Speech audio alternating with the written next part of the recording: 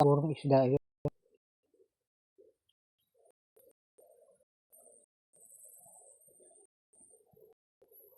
Tingnan nyo yung mga ano dito. Mga ibang napakaliliit na nila. Oh. May suso. Mukhang liliit.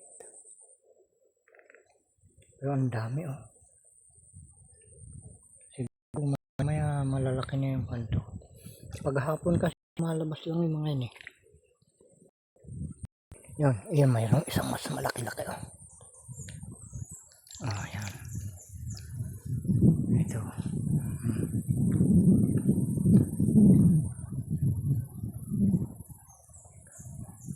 Tingnan natin dito.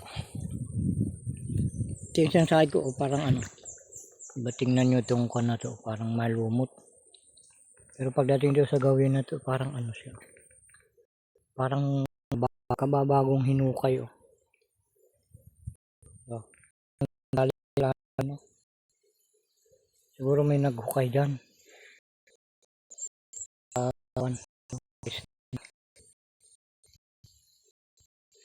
Hindi sa loob niya. Tingnan ko kung kaya natin. Ay! Kaya! Yan, tingnan nyo mga kapatid kung ano. Lalabas. Kung ano yung nandyan. Sa loob niya. Dahan-dahan. Tingnan natin kung ano yung nandyan.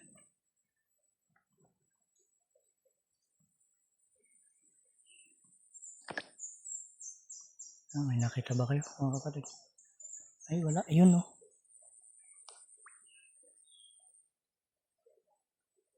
Wala naman.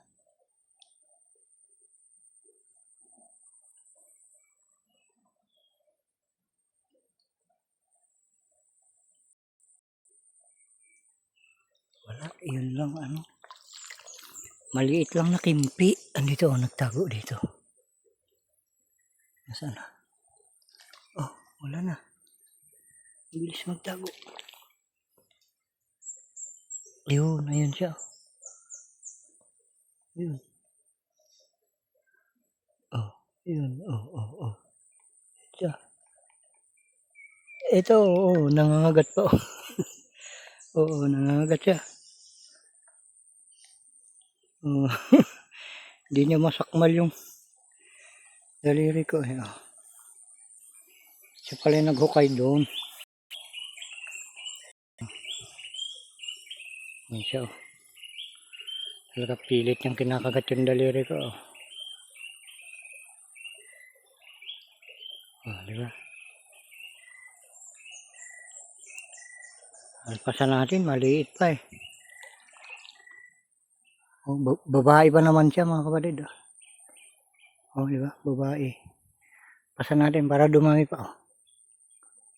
Okay. Kapupunta. Asan na? Ayan. Ayan na.